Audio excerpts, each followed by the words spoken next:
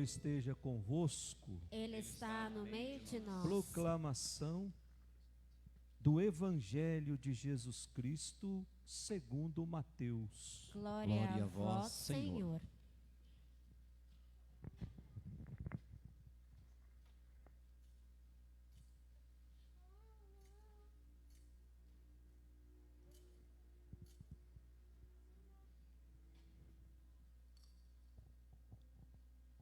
Tendo nascido Jesus na cidade de Belém, na Judeia, no tempo do rei Herodes, eis que alguns magos do Oriente chegaram a Jerusalém perguntando: onde está o rei dos judeus que acaba de nascer?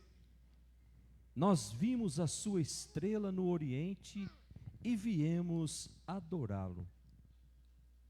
Ao saber disso, o rei Herodes ficou perturbado, assim como toda a cidade de Jerusalém. Reunindo todos os sumos sacerdotes e os mestres da lei, perguntavam-lhes onde o Messias deveria nascer.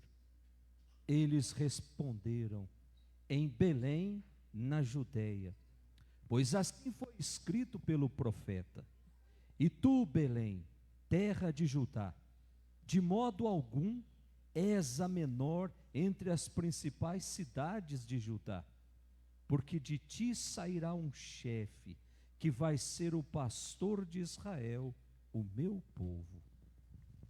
Então Herodes chamou em segredo os magos e procurou saber deles cuidadosamente quando a estrela tinha aparecido.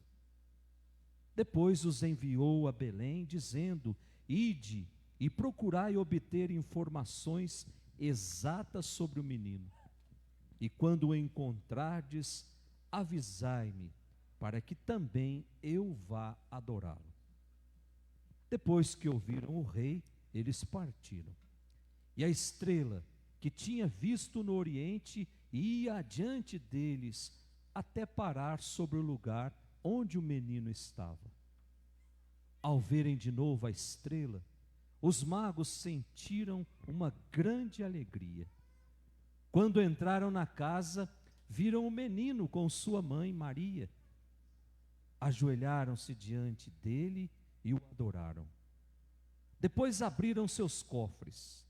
Eles ofereceram presentes: ouro, incenso e mirra. Avisados em sonho para não voltarem a Herodes, retornaram para sua terra, seguindo outro caminho. Palavra da salvação. Glória a vós, Senhor.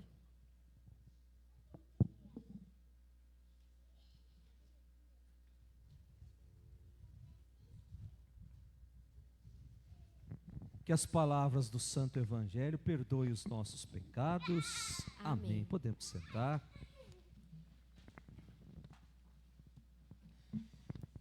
Caríssimos amigos, estimados irmãos que nos acompanham ao vivo pelas redes sociais, nós, na noite do Natal, a igreja nos convidava a olhar lá no presépio. E lá no presépio, os nossos olhos se voltassem para uma figura do presépio: Jesus, menino. Aquela imagem pequena do menino Jesus era o centro do nosso Natal. Os nossos olhos se voltavam para o presépio e ali contemplávamos o Deus que se fez criança, o Deus que se aventurou em vir morar no nosso meio. Depois, passada uma semana, nós éramos de novo convidados a olhar lá no presépio e contemplar agora mais três figuras, ou melhor, mais duas figuras. Jesus, que foi nos dado de presente na noite do Natal, Maria e José, a festa da Sagrada Família. E nesse domingo nós somos convidados a olhar pela última vez lá no presépio. Semana que vem o presépio já não está mais ali. E agora nós somos convidados a contemplar a cena toda. Jesus, Maria, José e os reis magos. É a festa que nós estamos celebrando hoje. A festa, o título do nosso jornalzinho está escrito aí, Epifania do Senhor. A palavra epifania é uma palavra grega que significa aparição, manifestação. Portanto, é o dia de celebrarmos o momento em que Deus se manifesta a todos os povos. A manifestação de Deus, ou melhor, a manifestação da bondade de Deus. Porque Deus é bom o tempo todo. Não existe momento na nossa vida em que nós encontramos um Deus vingativo.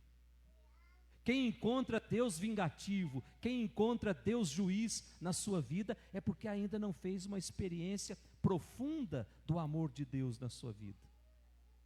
Porque Deus, quando estava nos criando, Ele nos criou para sermos felizes. A felicidade é a grande bandeira do cristão. A dor, o sofrimento e as incertezas da vida, nós vamos experimentar ao longo da nossa caminhada, mas elas não são eternas na nossa vida. Eterno na nossa vida é o amor de Deus. Por isso Deus se manifesta. Por isso Deus vem ao nosso encontro. São sinais que Deus vai dando para dizer: coragem, não precisa ter medo. Eu estou contigo todos os dias, não é apenas nos momentos de felicidade. Eu estou contigo na dor, no sofrimento. Mas eu preciso tomar posse dessa certeza. Se eu não for capaz de tomar posse dessa certeza, eu vou passar a minha vida toda me lamentando contra Deus. A primeira leitura que nós ouvimos foi tirada lá do profeta Isaías, o capítulo 60. Nós já estudamos aqui que o profeta Isaías, ele escreve em 3 períodos da história. Escreve antes do exílio na Babilônia, escreve durante o exílio e escreve depois do exílio. É o maior livro que nós temos na Sagrada Escritura, mais de 60 capítulos. Então, se alguém perguntar, quando os evangélicos bater lá na sua porta e perguntar, qual é o maior livro da Sagrada Escritura? Profeta Isaías. Escreve antes, durante e depois do exílio, no ano 587 a.C. Pronto, aí ele já não vai ter mais nada para perguntar. Então, os estudiosos dizem que não é um só profeta Isaías, porque o período em que ele escreve é um período que compreende mais de 200 anos. Então, o capítulo 60 é o período depois do exílio na Babilônia, em que Jerusalém estava sendo reconstruída passo a passo. O rei Nabucodonosor invadiu Jerusalém e destruiu tudo. E aí pegou as pessoas que moravam em Jerusalém e levou como prisioneiros na Babilônia, e lá ficaram 40 anos. Então Jerusalém estava totalmente devastada. Capítulo 60, o povo está voltando e encontrando a sua cidade totalmente destruída. E estavam reconstruindo passo a passo. Mas o povo também estava pobre, não tinha mais riqueza. A experiência negativa lá no exílio na Babilônia foi uma experiência que ficou marcada na alma daquele povo. Mas dentro do coração do povo existia um sonho. Jerusalém vai ser bonita de novo. Jerusalém vai ser enfeitada de novo. Jerusalém vai ser o lugar onde Deus vai se sentir à vontade, vai ser a noiva enfeitada para o seu noivo. E é nesse sonho que o povo vai atrás. E é desse sonho que o povo se alimenta. Por que é que Jerusalém está toda destruída? Nós vamos reconstruir. E Deus vai gostar tanto dessa reconstrução que Ele vai morar definitivamente em Jerusalém. Era isso que o povo dizia. E o profeta também sonha com essa Jerusalém diferente, diferente dessa que foi devastada pelos babilônios. E aí o mundo inteiro vai voltar os olhos para Jerusalém. É a primeira leitura que nós temos hoje. Levanta-te, acende as luzes, Jerusalém, porque chegou a tua luz. Apareceu sobre ti a glória do Senhor. Eis que está a terra envolvida em trevas e nuvens escuras cobrem os povos, mas sobre ti apareceu o Senhor e a sua glória já se manifesta sobre ti. Portanto, é o sonho do povo se concretizando. Deus vai morar definitivamente na cidade de Jerusalém. E isso é verdade porque capítulo 60 foi escrito 587 a.C. Deus vem ao encontro do povo em Jerusalém, a cidade santa. Depois a segunda leitura, tirada lá da carta de São Paulo aos Efésios, o capítulo 2, o capítulo 3, e aí o versículo 2 e 3 e 5 e 6. O ano passado nós estudamos aqui durante a Santa Missa sobre a cidade de Éfeso. Éfeso era a maior cidade do império. Éfeso, na época que foi escrito, ano 80 depois de Cristo, era a capital da Ásia.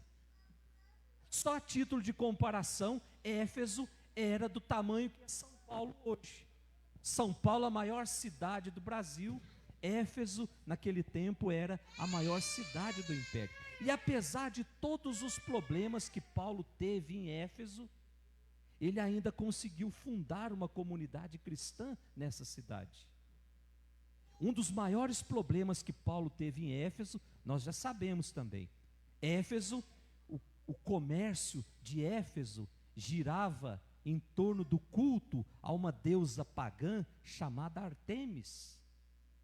Então tudo que se produzia no comércio era destinado ao culto a essa deusa. E quando Paulo chega lá e fala da sua experiência com Jesus, muitos abandonam essa deusa pagã e fazem opção por Jesus.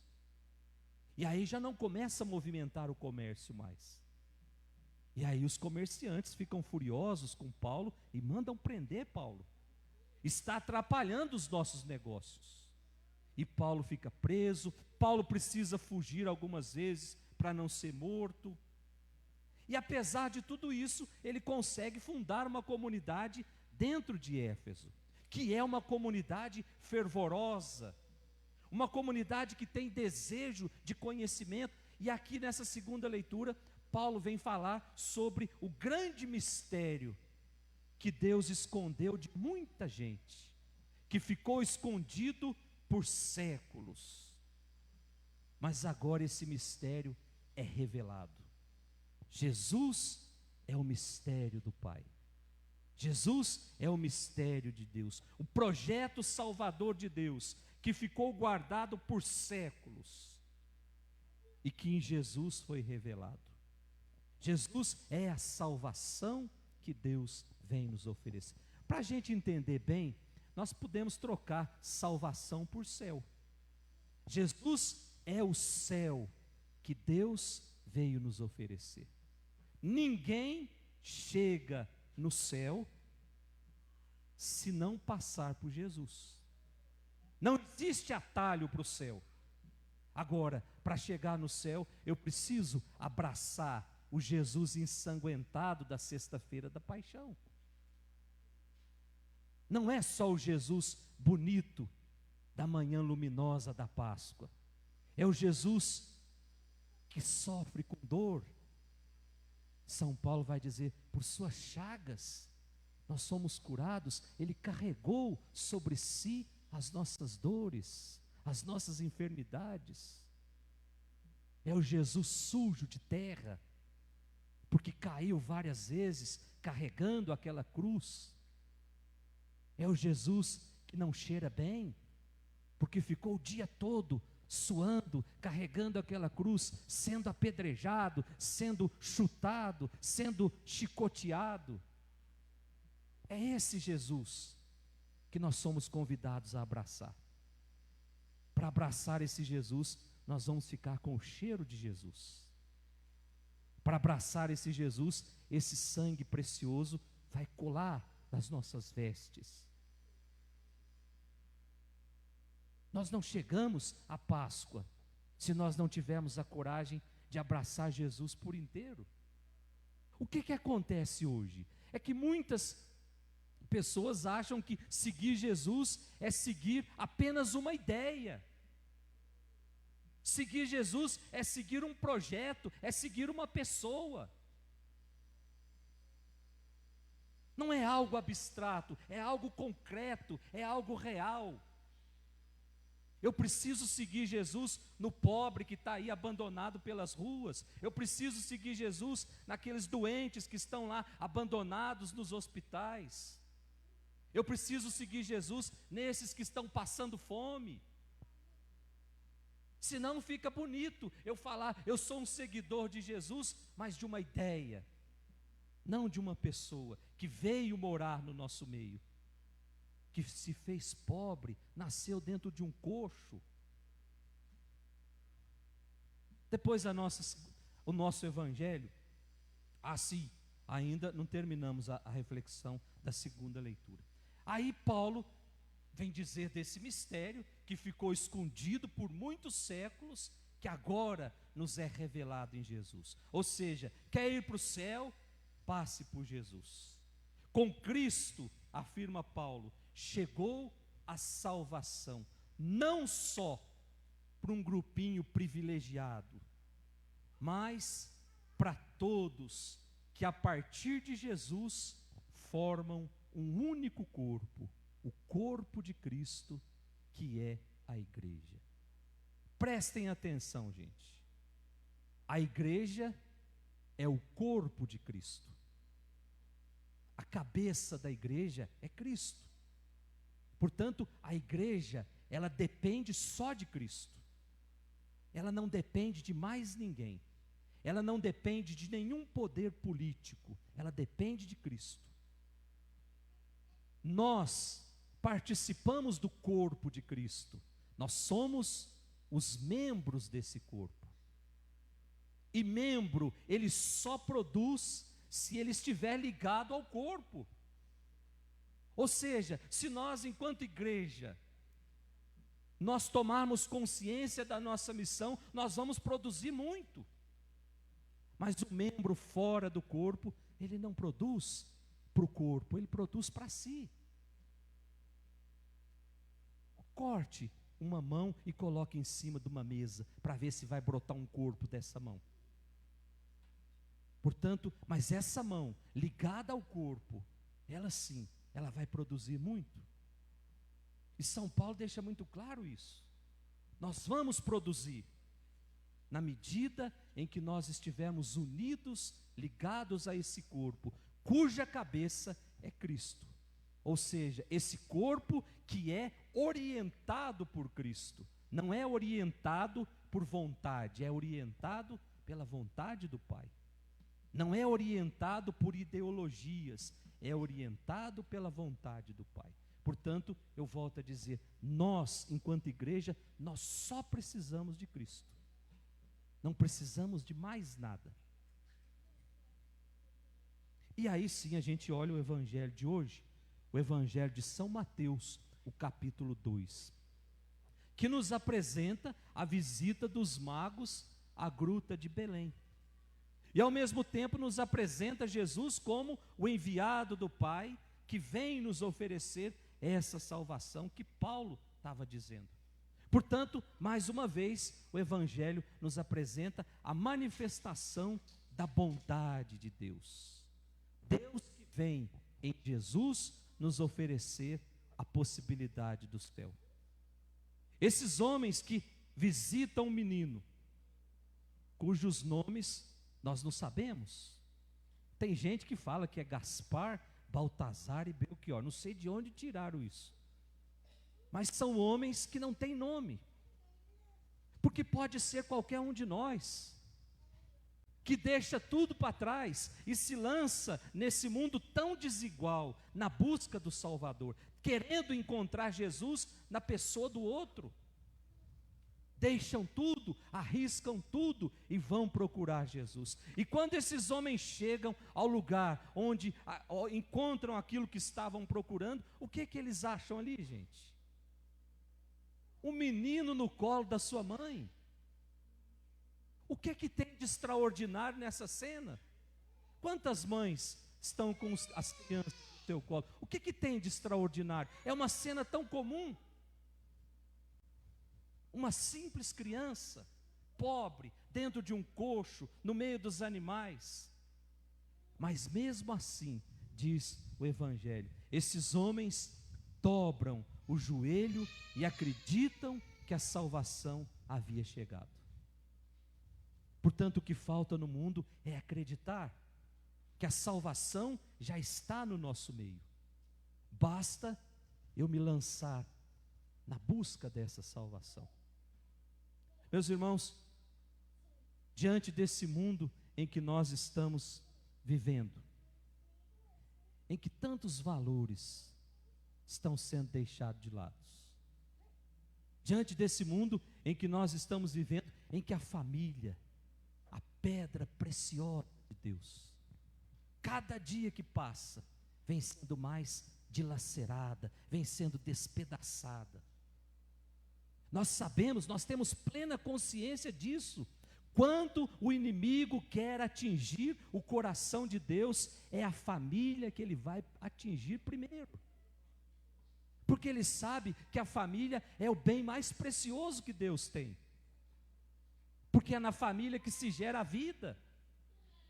É na família que a igreja acontece.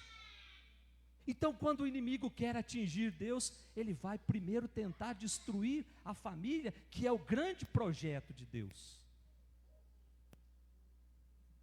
Em que a família vem sendo dilacerada, diante desse mundo em que as nossas crianças estão sendo afastadas do caminho de Jesus dentro das escolas.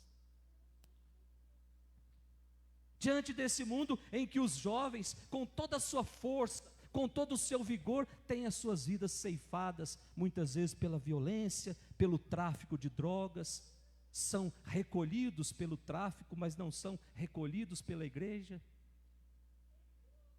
Diante desse mundo tão desigual,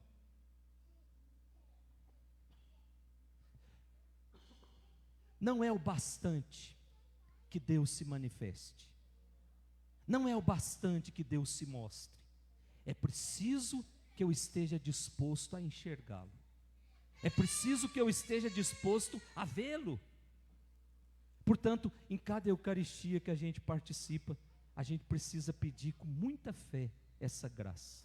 Senhor, que eu veja os sinais que o Senhor deixa na minha vida, que o Senhor deixa na sociedade, que o Senhor deixa na minha história. Eu quero enxergar esse projeto que o Senhor quer instalar aqui nesse meio, no meio de nós. Mas para que isso aconteça, não permita que os meus olhos se desviem do teu olhar, porque é no olhar de Deus que nós vamos enxergar o caminho do céu. Louvado seja nosso Senhor Jesus Cristo. Senhor.